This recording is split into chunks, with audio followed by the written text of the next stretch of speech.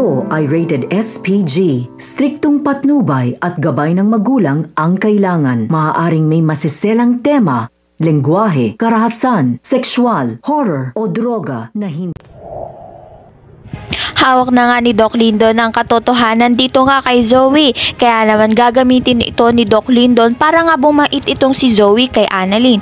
Ngunit hindi nga mapapatinag ang kasamaang loob nito ni Zoe. Kaya naman patuloy pa rin siyang gaganti nga dito kay Annalyn. Ngunit may tsansang pag nalamat nga ni Doc Lyndon na may ginawa na naman itong si Zoe masama kay Annalyn ay hindi na nga siya magpatimpi at sabihin niya na nga kay Lynette na at kay Doc Tanyag na ang katotohanan na hindi nga tunay na tanyag itong si Zoe.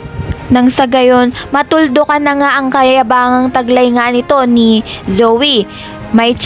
May tsansa pa rin ngang pag dumating na nga itong si Fidel ay siya ang maging tulay na at magsasabi ng katotohanan dito nga kay Doc Tanyag na si Annalyn nga lang ang legitimate daughter nito ni Doc Tanyag at hindi nga itong si Zoe dahil nga ang ama nga nito ni Zoe ay si Carlos Benitez.